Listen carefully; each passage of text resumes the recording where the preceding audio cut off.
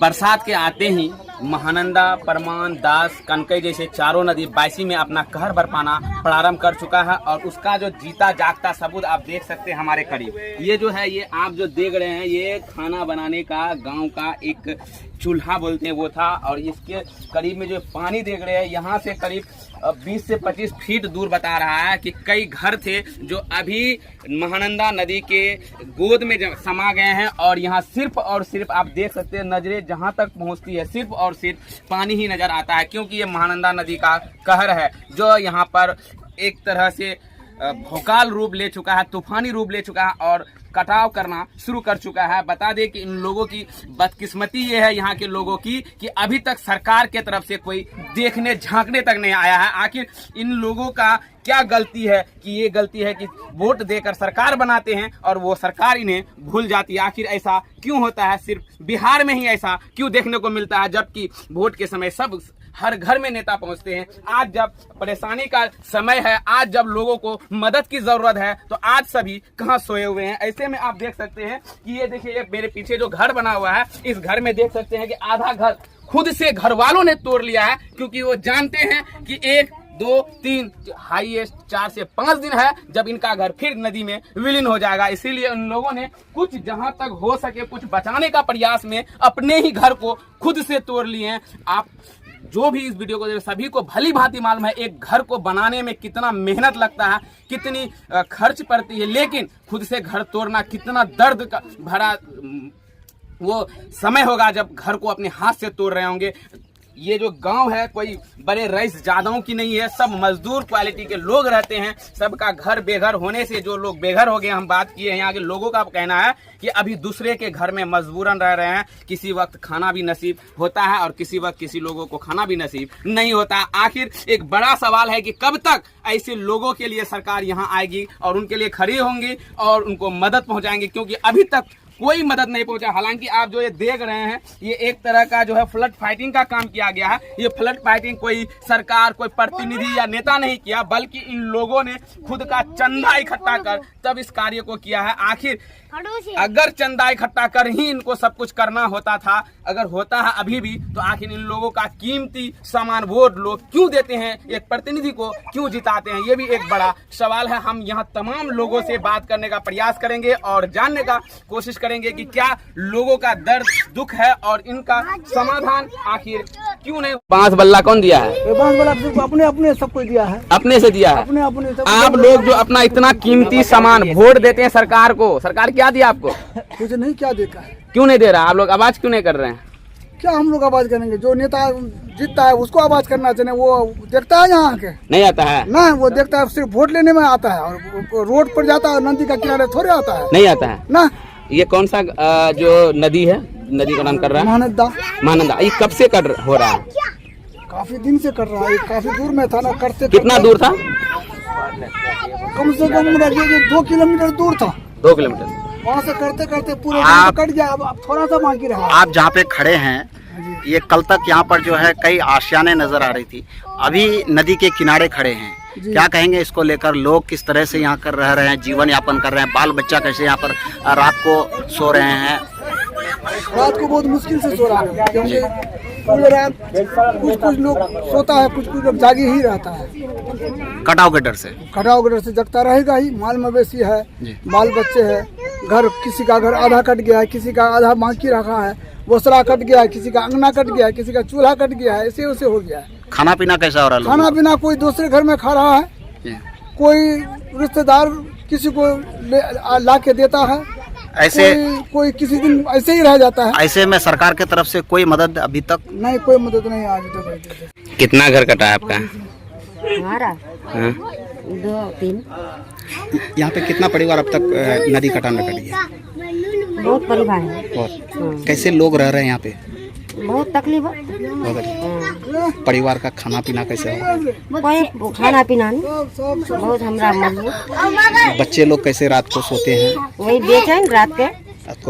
हम अभी पहुँचे हैं, आप देख सकते हैं कि हम अभी पहुँचे हैं। देखिए कितना सुंदर सा घर बना है। और बता दे कि ये जो घर है हमारे बनगामा पंचायत के मुखिया अबू जफर साहब का है। आप देख सकते हैं उनका घर भी सुरक्षित नहीं है। उन्होंने देख सकते हैं कि किस प्रकार से कुछ अपने स्तर से बचाने का प्रयास किया है, लेकिन अभी उनको भी डर सता रहा है कि आखिर क्या होने वाला है। ये तमाम बातों को हम इस पंचायत के आपके सामने रखेंगे और बताएंगे कि किस तरह से बनगामा पंचायत के लोग एक तकलीफ भरी जिंदगी और परेशानी भरी जिंदगी को जी रहे हैं। ये जो महानंदा का नदी देख सकते हैं कितना रौद्र रूप ले सका है। इधर दिखाएंगे कैमरामैन, देखिए जहाँ तक नजर आ रहा है सिर्फ पानी ही पानी नजर आ रहा है। ये महानंदा नदी का रौद्र रूप है जो अब बरपाना शुरू हो गया। और सबसे बड़ी बात तो ये है कि अभी शुरुआत हुई है, बरसात अभी शुरुआत हुई है। अभी तो वो कहावत सुने होंगे, अभी तो एक टेलर है, पिक्चर बाकी है। आखिर क्या होने वाला है इस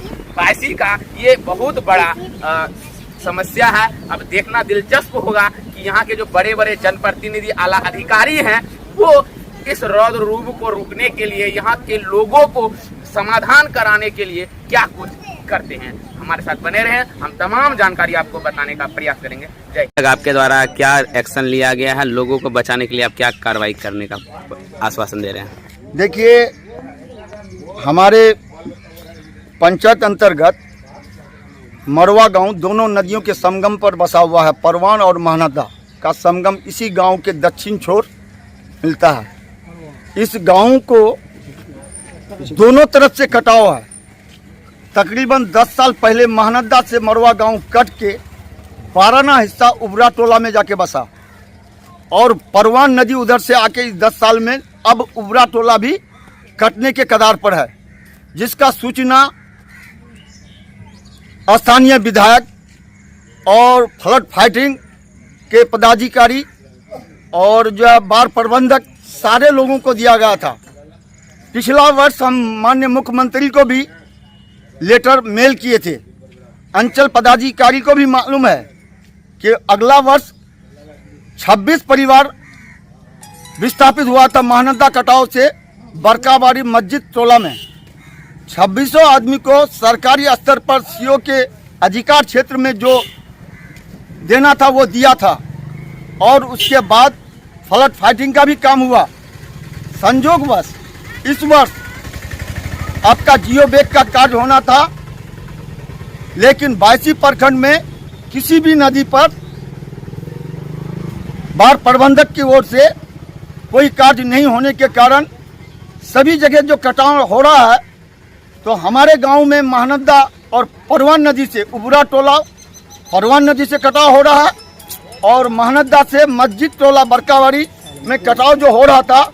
जिस मोहल्ला में मेरा स्वयं घर है, हम अपने स्तर से फ्लड फाइटिंग के तौर पर अपने निजी पैसा से कार्य किए और कुछ दिन पहले सैलाब आने से पहले हम 1500 बैग प्लास्टिक का मंगा करके बालू भर करके डाले थे, लेकिन वो कोई काम नहीं किया। अभी कटाव जारी है। 2-4-5 परिवार कट के विस्थापित हो चुका है, दूसरे के यहाँ शरण लिया है, लेकिन स्थानीय प्रतिनिधि और पदाधिकारी अब तक इस पर गौर नहीं किया है कि एक गांव नदी में विलोम होने पर कगार पर है। इस गांव को बचाना चाहिए, जबकि इस पंचायत का सबसे बड़ी आबादी मरवा गांव में है। हम प्रशासन से और जिला पदाधिकारी, अनुमंडल पदाधिकारी, अंचल पदाधिकारी और विधायक जी से आग्रह करेंगे कि निरीक्षण कर इसको बचाव का कार्य करवाएं। लोग अंदाजा थी चूल्हा था कि सब कुछ लद्दी घोर गया। आपका चूल्हा कहाँ था? ये यहाँ कहाँ देखिए, ये चूल्हा था, ये आधा नदी में चले गए। नदी में चला गया। हाँ, सब कुछ। आपका घर कौन सा है? घोर ये घर है। घर में क्या है? अभी कुछ भी नहीं है। कहाँ रह रहे हैं? मजदूरी कमा, बाल बच्चा रह रहे कहाँ? दूसरे के यहाँ। खाना पीना कैसा हो रहा है? हाँ, अपना लोग रहना देखना अगर होते तो। आपके पति हैं? आपके हस्बैंड हैं? बाल बच्चा है?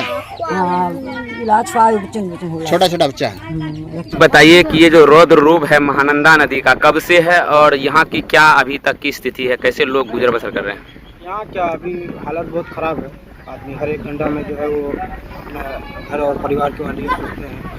तो किसी भी पदाधिकारी सरकार की तरफ से कोई अभी यहाँ तक कोई हेल्प का काम नहीं हुआ है। जहाँ तक आदमी अपना बांस खरीद के लाता है, 150-200 रुपया में एक बांस का कीमत लेता है, नदी में ला के देता है, फुटा गाड़ के थोड़ा करंट उठता है, उसके बाद फिर पानी हाइट होता है, फिर जो है वो अपना जो ऊपर आता है, फिर जो है मिट्टी काट लेता है। आप देखिए यही जो घर है, इसमें 2-3 दिन पहले ये लोग अपने हाथ से तोड़ के लेकर गया, दूसरे के यहाँ रखा है। इसका घर जमीन भी नहीं है, भूमिहीन है, लेकिन कहाँ रखेगा यहाँ। तो जो भी बनाया था गरीब आदमी था वो तो अब ले रहा है, नदी में चले जाता है। इसी तरह से 2007 में भी हुआ था, नदी बीच में था। अब जो है धीरे धीरे इस बार इस तरह से कटान है कि अगर 15 दिन में कोई काम नहीं होता है तो हमें लगता है कि पूरा गांव जो है इस बार 10-15 दिन में समाप्त हो। अब तक कितना घर समाप्त हो चुका है? लगभग 19 घर कट गया है। और कितना घर ऐसे हैं जो कटने? अभी पूरा गाँव ही ऐसे है, लगभग अभी 43 या 44 परिवार ऐसा है जो अभी नदी के बगल में किनारे में बसे हुए हैं। ये जगह कौन सा है? ये मरवा है, बरकावारी। आपका परिचय? मेरा नाम अरशद है, समाज सेवी। तो नदी कटान हो रहा है, कब से शुरू हुआ इस बार? 2 साल से तो रुका हुआ था। जो बोरा पहले वाला था ना, वो बोरा जो निकल गया है सब, मतलब ये कटान से तो अब जो चालू हो गया है 2 साल से। इस बार कितना घर अब तक नदी में विलीन हुआ है? अब करीब 20-25 घर से ज़्यादा ही होगा। वो लोग कहाँ रहते हैं अभी? ऐसी बेघर इसका घर में उसका घर में आप दिन को गुजारना पड़ेगा ना, जिस तरह हालत से। हम तो बेघर हैं। आपका भी घर कट गया? हाँ, मेरा घर भी कब देखें तरह मुखिया के घर देखें तरह। ये कौन सा नदी है? ये मलहदा बोलता है। सरकार की तरफ से अब तक क्या व्यवस्था हुई है? कहाँ कोई व्यवस्था, कुछ तो हुआ ही नहीं। कोई व्यवस्था नहीं हो रहा।